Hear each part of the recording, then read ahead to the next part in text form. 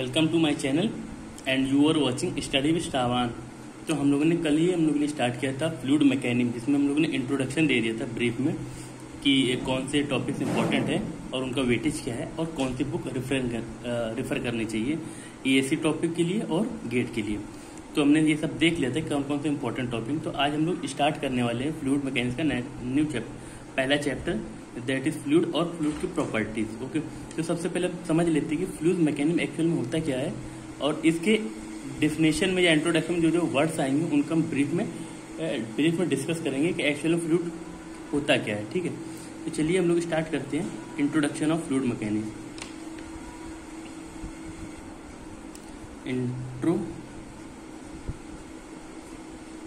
Introduction of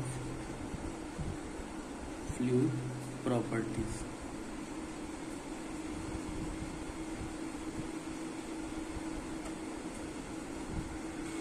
तो चलिए हम लोग देखते हैं, स्टार्ट करते हैं introduction of fluid mechanics. Okay, तो देखिए बेसिकली हम लोग ज्यादा कुछ डिटेल में क्या पढ़ने वाले कि फ्लूइड एक्चुअल में क्या है, उसकी प्रॉपर्टी क्या है और कैसे वेरी करता है। ठीक है, तो इसके हम लोग डेफिनेशन लिख लेते हैं। सबसे पहले fluid are substance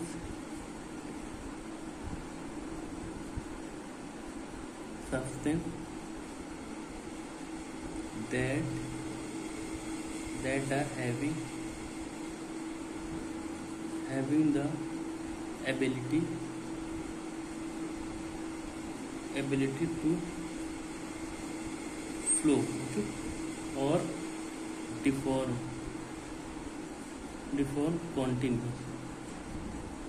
continuously under the shear force।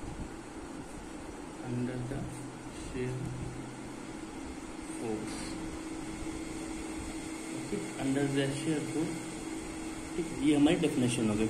अब हमने ये डेफिनेशन समझ लिया। अब इसमें मेन टॉपिक्स क्या है, मेन पॉइंट्स क्या है, उसको हम लोग डिस्कस करते हैं। जैसे अब आपको पता होना चाहिए सब्सटेंस क्या होता है। ठीक, फर्स्ट वन। हाँ, ओके। सेकेंड आपको फ्लूइड क्या होता है, ठीक है, और ये शेयर फोर्स क्या होते हैं, ठीक, और ये डिफॉर्म क्या होता है। हम लोग बेसिकली इन चार पॉइंट से ब्रीफ में डिस्कस करने वाले हैं कि एक्चुअल में ये क्या होता है। पहले हम लोग इसकी एग्जांपल देख लेते हैं। फ्लूइड की एग्जांपल क्या होंगे, वाटर, मरकरी, एयर, ये हमारे एग्जांपल होगा। ठीक है, आई होप सो आपको क्लियर हो गया होगा कि फ्लूइड एक्चुअल में क्या, fluid are substance that having the ability to flow और deform continuously under the shear force. Okay, अब शेयर फोर्स मतलब क्या होता है, जब अब किसी फ्लूइड में अगर हम लोग एक्शन ऑफ फोर्स करते हैं, यानी फ्लूइड में फोर्स अप्लाई करते हैं, तो फ्लूइड क्या होगा, फ्लो करने लगेगा या एबिलिटी फ्लो करेगा या डिफॉर्म करने लगेगा। अगर डिफॉर्म किया तो कैसे डिफॉर्म करेगा, कॉन्टिन्यूअसली। ठीक है, ये तो बात फ्लूइड हो गई। अगर हम बात करें सॉलिड की, तो सॉलिड में क्या होता है, अगर हम सॉलिड में कोई फोर्स करते हैं, सपोज सॉलिड में फोर्स किया, ठीक, ये फोर्स लगाया, अगर हम अंडर इलास्टिक लिमिट तक जाएंगे तो ये क्या करेगा, मूव होगा, और अगर हम फोर्स रिमूव करेंगे तो ये अपने पोजीशन पे आ जाएगा। इसको क्या बोलते हैं हम लोग, अंडर द इलास्टिक फोर्स। अगर फोर्स लगाए तो रिगेन कर लेगा। किस लिमिट तक लगाना, अंडर द इलास्टिक लिमिट। और अगर हम टाइट से फोर्स लगा दे, मतलब फोर्स एक लिमिट से ज्यादा लगा दिया, यानी कि अबव द इलास्टिक लिमिट के ऊपर आपने फोर्स लगा तो ये ब्रेक हो जाएगा या डिफॉर्म हो जाएगा। अगर डिफॉर्म हो तो टोटली डिफॉर्म हो जाएगा, तो रिगेन अपना साइज नहीं कर पाएगा। तो इसके दो कंडीशन, अंडर द इलास्टिक कर रहे हैं तो रिगेन होगा, और इलास्टिक के अबव कर रहे हो फोर्स तो ये क्या हो जाएगा, ब्रेक हो जाएगा।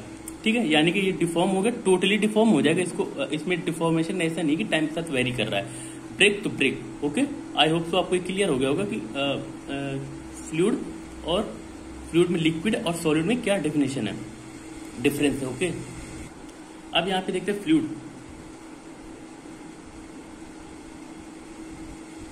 क्या होता है, एबिलिटी टू फ्लो, मतलब फ्लो होने की टेंडेंसी होनी चाहिए, उसको क्या बोलते हैं, फ्लूइड। ओके,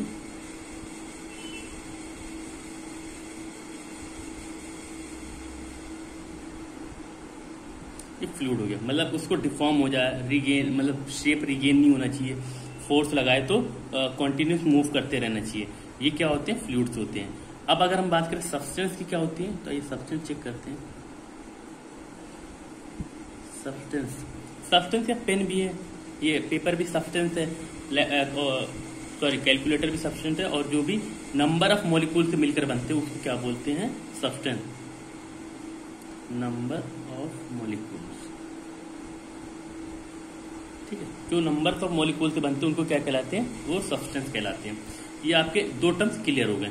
अब डिफॉर्म क्या है और शेयर फोर्स क्या है, तो आइए हम लोग अब इसमें एग्जांपल में देखते हैं डिफॉर्मेशन क्या होता है और कॉन्टिन्यू डिफॉर्मेशन क्या होता है। ठीक है, देखिए फर्स्ट वन देखते हैं अगर डिफॉर्मेशन। अभी हम लोग बात करते हैं सॉलिड की। ठीक है, सपोज ये बॉडी है, ओके। अगर हम इसमें एक शेयर फोर्स लगाएंगे, कैसा फोर्स है, टेंसाइल फोर्स है। अगर फोर्स लगाया तो बॉडी कैसा गेन हो जाएगा, देखिए आप रिलेट कर पा रहे होंगे, ये हो गया, थीटा एंगल चेंज हो गया। ये फोर्स आपने लगाया, फोर्स कैसा था, शेयर फोर्स। ठीक, ये फोर्स आपने लगाया, बॉडी कैसी, सॉलिड, फोर्स लगाने पर ये ऐसा ब्रेक हो गया, मतलब ऐसा डिफॉर्म हो गया। ओके, ये कैसा किस में होता है, ये सॉलिड में होता है। अब अगर हम बात करते फ्लूइड की, और सुनिए सॉलिड में क्या होता है, सॉलिड में क्या क्या कंडीशन आती हैं। देखिए तो सॉलिड में अगर ये शेप चेंज कर दिया तो कैसा होगा, total deformation, total deformation. Okay, ये किस में होता है, सॉलिड में। ठीक है, इसमें टाइम का कोई रोल नहीं होता सॉलिड में। अगर हम डिफॉर्मेशन करते हैं और टाइम का रोल आ जाता है तो इन द सेंस यहाँ पे हमारा कहने का मतलब क्या होगा कि फ्लूइड में टाइम डिपेंड करता है। एक फ्लूइड रखा है सपोज, अब आपने इसमें फोर्स अप्लाई किया, तो आप ये मान के चलिए फोर्स अप्लाई करने में जैसे जैसे आप फोर्स अप्लाई करेंगे वैसे वैसे फ्लूइड फ्लो होगा। अगर एक बार फोर्स लगाए तब भी फ्लूइड फ्लो होगा, तो मतलब जितना टाइम के साथ वेरी होगा तो टाइम के साथ वो वेरी होता जाएगा। ठीक है, ये चीज समझ में आ गया। इसमें कैसा डिफॉर्मेशन होता है, टाइम के रिस्पेक्ट में, और सॉलिड में कैसा डिफॉर्मेशन होता है, टोटल डिफॉर्मेशन होता है। ओके, आई होप से आपको क्लियर हो गया होगा ये। अब चलते हैं लिक्विड की बात करते हैं, लिक्विड में। ठीक है, अगर लिक्विड में बात करते कैसा डिफॉर्मेशन होता है हमारा, लिक्विड में हमारा डिफॉर्मेशन होता है, डिफॉर्मेशन किसके with respect to time. Okay, ये हमारा डिफॉर्मेशन किसका होता है, टाइम के साथ। सपोज ये हमारा फ्लूइड है, हमने फोर्स अप्लाई किया, तो ये अब आपको ये पता है कि अगर फोर्स अप्लाई करेंगे तो ये रिटर्न रीगेन शेप में नहीं आएगा। तो अगर डिफॉर्मेशन करेंगे with respect to time very होगा, मतलब सब समझना, आप समझना चाहिए। देखिए हाँ, अगर हम लोग सॉलिड, अगर हम बात करते हैं लिक्विड की, लिक्विड में अगर हम फोर्स अप्लाई करते हैं तो देखिए फोर्स जैसे ही आप अप्लाई करोगे तो उसके तुरंत बाद ही स्टार्ट हो जाएगा कैसा, डिफॉर्मेशन। और डिफॉर्मेशन कैसा होगा, कॉन्टिन्यूअस होगा। ठीक है, कैसा होगा, कॉन्टिन्यूअसली। ओके, डिफॉर्मेशन होगा बट कैसा होगा, कॉन्टिन्यूअसली होगा। ये आपको चीज समझ में आ गई। और किसके साथ होगा, टाइम के साथ। तो अगर टाइम के साथ वेरी हो रहा है, इसीलिए हम इसको क्या बोलते हैं, डिफॉर्मेशन होता है। बट कैसा होता है डिफॉर्मेशन, ये कैसा होता है, रेट ऑफ डिफॉर्मेशन, इसको ही बोलते हैं रेट ऑफ डिफॉर्मेशन। ओके, अब सबके क्लियर हो गया होगा ना रेट ऑफ डिफॉर्मेशन क्या होता है, यानी कि टाइम के साथ डिफॉर्मेशन होना। ठीक है, और कैसा होता है, कॉन्टिन्यूअस होता है। अगर आप बताइए अगर हम इससे फोर्स हटा भी लेंगे तो क्या फ्लूइड रिगेन हो पाएगा, नहीं हो पाएगा ना। ये कैसा हो गया, रिगेन नहीं कर पाता। अगर सॉलिड में बात करते हो तो अगर इलास्टिक लिमिट को under the elastic limit force apply करते हो और वो अपना शेप क्या होगा, रिगेन कर ले, कब आप जब आप फोर्स अपना रिमूव करोगे। ठीक है, होप तो आपको क्लियर हो गया होगा कि रेट ऑफ डिफॉर्मेशन क्या है और टोटल डिफॉर्मेशन क्या है। और तो ये दो टर्म्स आपको क्लियर हो गए। अब चलते हैं हम लोग शेयर फोर्स पे। वन मोर इम्पोर्टेंट पॉइंट है, देखिए अगर हम बात करते हैं, अगर फ्लूइड रेस्ट में है, ठीक है, फ्लूइड कैसा है, रेस्ट में, तो अगर उसमें शेयर फोर्स अप्लाई नहीं करेंगे तो शेयर फोर्स कैसा रहेगा उस पर, जीरो। अगर फ्लूइड रेस्ट में तो उसमें शेयर फोर्स कैसा होगा, जीरो। ओके, नोट डाउन कर ले, नोट करिए। If fluid in a rest, rest, it means shear force on the fluid is zero। Okay, ये चीज समझ में आ गया। अगर ये बॉडी है, समझिए ये लिक्विड है। ओके, अगर इस पर फोर्स नहीं लग रहा है और ये किस में है, रेस्ट में, तो इसका मतलब टाउ क्या होगा, 0। ओके, ये टाउ इक्वल टू क्या होता है, mu D theta upon D T, rate of deformation. ठीक है, ये चीज़ क्लियर होगा। यानी कि अब यहाँ पे क्या कॉन्सेप्ट बनता है, इफ फ्लूइड इज रेस्ट। अगर आपको कहीं पे भी दिखता है फ्लूइड रेस्ट में, तो इट मीन आपको समझना होगा कि फ्लूइड क्या कहना चाह रहा है कि शेयर फोर्स का क्या है, 0। ये मतलब देखिए, मैंने इंट्रोडक्शन में ब्रीफ में समझा दिया है कि कौन कौन से टॉपिक क्या है, इनका क्या यूजेज है। अब हम लोग बात करने जा रहे हैं difference between solid and liquid के बिहाफ ऑफ डिफॉर्मेशन। ओके, अब हम लोग यहाँ पे बात करने वाले difference between solid and liquids के। ओके, लिक्विड और सॉलिड में देख लेते क्या क्या सिमिलरिटीज है या क्या क्या डिफरेंट है। ओके, देखिए फर्स्ट वन, तो अगर यहाँ पे सॉलिड कंसिडर कर लेते हैं, यहाँ पे लिक्विड, ठीक है, ये हो गया। अब देखिए फर्स्ट वन देखते हैं डिफॉर्मेशन। तो अगर सॉलिड की बात करते हैं तो सॉलिड में कैसा डिफॉर्मेशन आता है, टोटल डिफॉर्मेशन आता है, टोटल डिफॉर्मेशन। ओके, यानी कि अगर एक बार फोर्स लगा दिया आपने, अगर अब द इलास्टिक लिमिट हो गया तो डिफॉर्म हो जाएगा, अगर अंडर द इलास्टिक लिमिट है तो टोटल डिफॉर्म होगा, बट कैसा होगा, रिगेन कर लेगा। तो फर्स्ट पॉइंट क्या होगा, टोटल डिफॉर्मेशन। अगर लिक्विड की बात करें, लिक्विड में क्या करते हैं, अगर हम फोर्स अप्लाई करते हैं, let us consider force apply किया तो फ्लूइड कैसा डिफॉर्म होगा, बट कैसा, कॉन्टिन्यूसली होगा, मतलब फ्लो होता जाएगा, और आप ये नहीं कह सकते कि रिगेन होगा। ठीक है, इसीलिए हम क्या कहते हैं, टाइम के साथ ये वेरी करता है। ठीक है, इसको क्या बोलते हैं, रेट ऑफ डिफॉर्मेशन।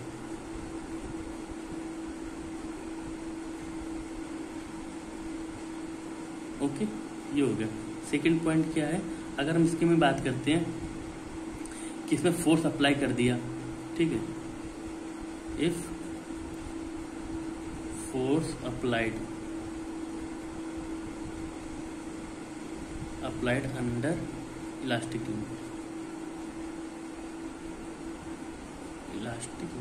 ठीक है। अगर हम किसी सॉलिड बॉडी में फोर्स अप्लाई करते हैं, वो भी कब तक, अंडर द इलास्टिक लिमिट, यानी इलास्टिक लिमिट के अंदर अप्लाई करती है, तो फोर्स जो होगा तो तब यहाँ पे फॉर्म कैसा होगा, रिगेन होगा सॉलिड का। ठीक है, रिगेन इट्स शेप। ओके, इसका शेप कैसा होगा, अपना ओरिजिनल शेप पे आ जाएगा। अगर हम बात करते हैं लिक्विड की, तो लिक्विड में ऐसा नहीं होता है, no return to initial state.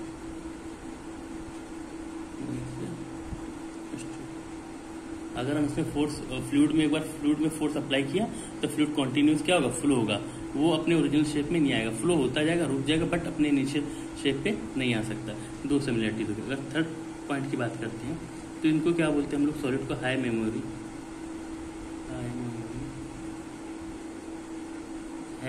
Substance.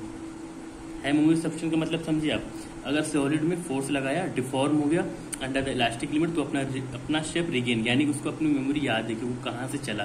But अगर लिक्विड की बात करें तो इसमें क्या होता है, जीरो मेमोरी, इसको अपनी कंडीशन इनिशियल स्टेट याद ही नहीं थी, वो क्या होता है, फ्लो हो जाता है, जीरो मेमोरी। अब बात करते हैं सॉलिड में टेंसाइल की फोर्स। ठीक है,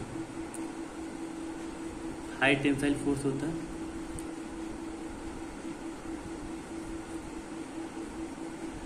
ठीक है, इसमें कैसे मिलता है, हाई टेंसाइल। और रीजन क्या है इनका, किस लिए मिलती है, क्योंकि बॉन्ड स्ट्रेंथ हाई होती है इसकी। ठीक है, बॉन्ड स्ट्रेंथ बहुत ही अच्छी होती है और इनकी बॉन्डिंग क्या होती है, स्ट्रांग होती है।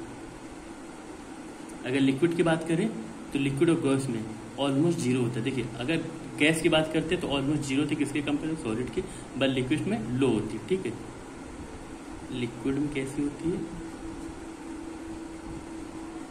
Very low. ओके, और गैस में almost zero as compare to solid. Okay, compare to solid. ये हो गए हमारे कुछ बेसिक डिफरेंस हो गए जो लिक्विड और सॉलिड में जनरली पूछ लिए जाते हैं। आई होप आपको सारे टॉपिक्स, सारे पॉइंट्स क्लियर हो गए। मैंने सारे सबके एग्जांपल भी दे दिए हैं, इसमें आपको कोई भी डिफिकल्टीज नहीं होनी चाहिए। ओके, अब हम लोग स्टार्ट करने वाले हैं अगला पॉइंट। अब हम लोग बात करने वाले हैं यहाँ पे फ्लूइड प्रॉपर्टीज की। ओके, कि फ्लूइड की प्रॉपर्टीज क्या क्या होती हैं। यहाँ पे हम लोग फ्लूइड की प्रॉपर्टीज के बारे में डिस्कस करने आ रहे हैं। तो देखिए इसमें कुछ बेसिक डिटेल्स हैं, वो आपको मैं क्लियर कर देता हूँ। सपोज ये हमारी बाउंड्री है, ठीक है, यहाँ पे कुछ फ्लूइड फ्लो हो रहा है, ये हमारी क्या हो गई, बाउंड्री हो गई, बाउंड्री। और ये जो सिंबल होता है हमारे पास ये that is free space, free surface का, कैसा फ्री सरफेस का सिंबल होता है। इसके ऊपर क्या होता है, एटमॉस्फेयर। ओके, ठीक है। और ये यहाँ पे हमने सपोज ये अगर टाइम की बात करते हैं, हमारा ये जो पॉइंट होगा यहाँ पे, जो बॉर्डर वाला पॉइंट होगा बाउंड्री का, ये कैसा पॉइंट होगा हमारा, स्टैटिक होगा।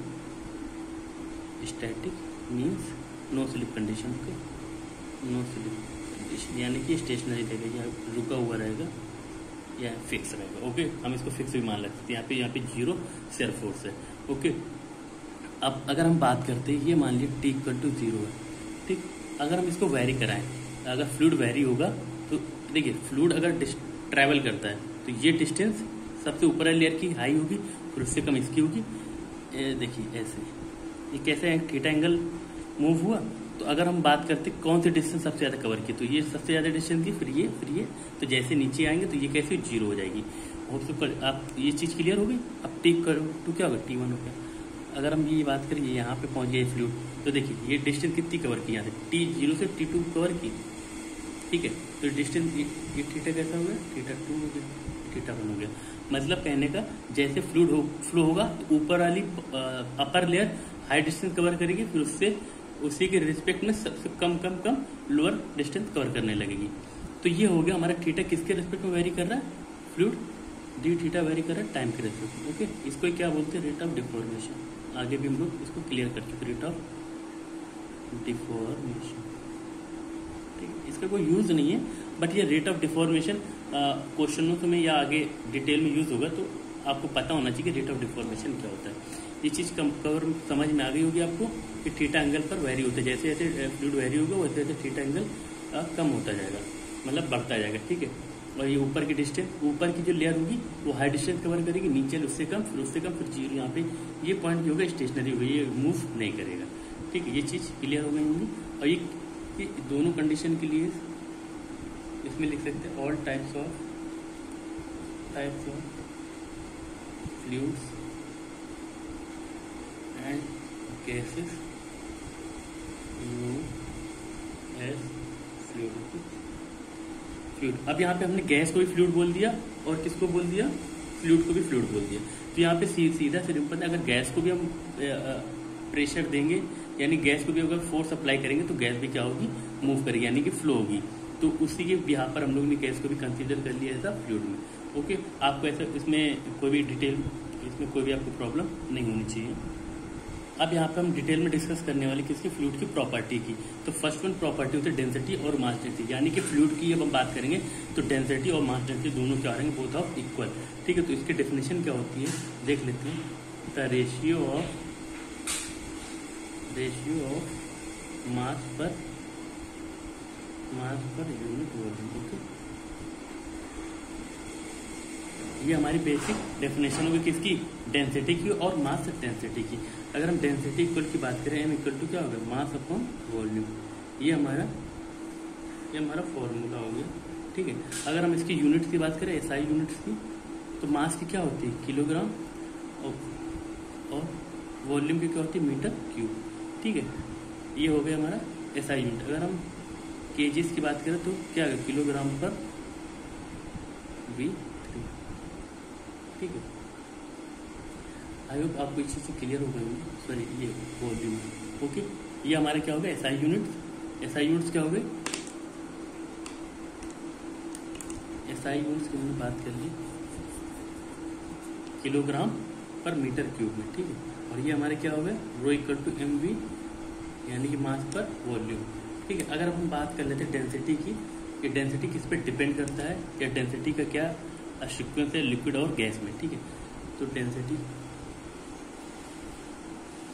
देखिए, डेंसिटी क्या फार्मूला क्या होता है, मास अपॉन वॉल्यूम, ठीक है, जिसकी यूनिट क्या होगी, किलोग्राम पर मीटर।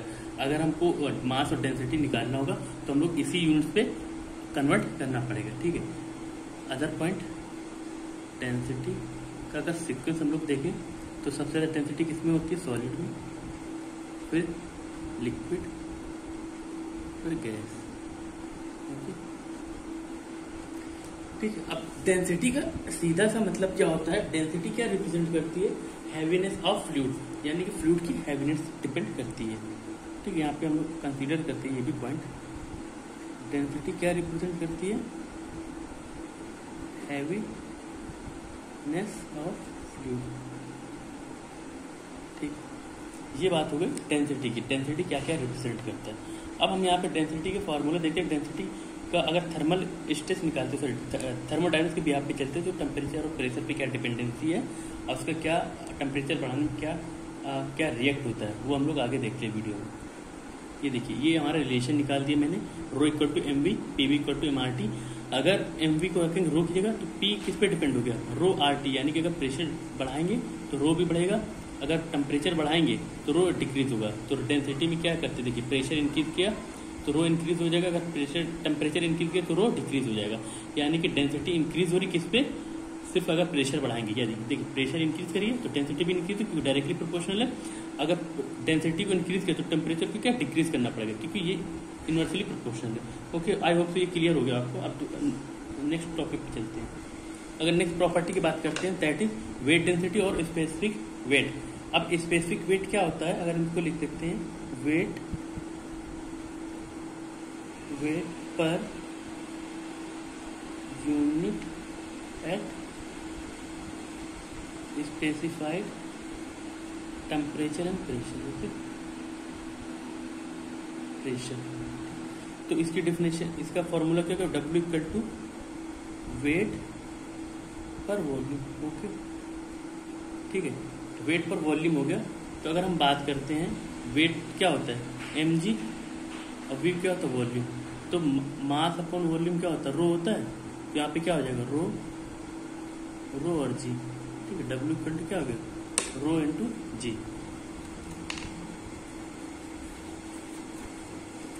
ये चीज क्लियर हो गई। यानी कि वेट डेंसिटी अगर हम फाइंड करना चाहें तो हमको क्या करना पड़ेगा? मास डेंसिटी से इक्वल इनटू करना पड़ेगा, किसका? जी के। तो हम लोग वेट डेंसिटी अगर वाटर का फाइंड करते हैं तो क्या होगा? अगर हमको रो से जी का इंटू करना, तो रो क्या था? हाइड्रोजन वाटर के लिए 10⁻³ और जी का इंटू कर दिया 9.81। तो कितना फाइंड होगा? 9810 न्यूटन पर मीटर क्यूब। अगर हम इसकी यूनिट की बात कर ले तो यूनिट क्या होगी? न्यूटन पर मीटर क्यूब, ठीक है। ये यूनिट हो गई इसकी, ओके। ये वाटर के लिए हो गया। अगर हम लोग मरकरी के लिए ऐसे बात करते हैं तो मरकरी में भी क्या होगा? 13 × 6 × 10⁻³ इंटू जी कर देंगे, ठीक है। अब उसमें कोई प्रॉब्लम नहीं होगी आपको, ठीक है। अब ये डेफिनेशन हो गया। अब हम लोग बात करेंगे थर्ड प्रॉपर्टी की, दैट इज स्पेसिफिक ग्रेविटी और रिलेटिव ग्रेविटी।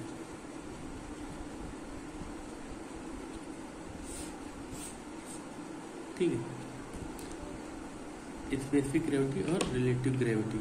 अगर हम इसकी बात करते हैं तो इसका रेशियो क्या होता है?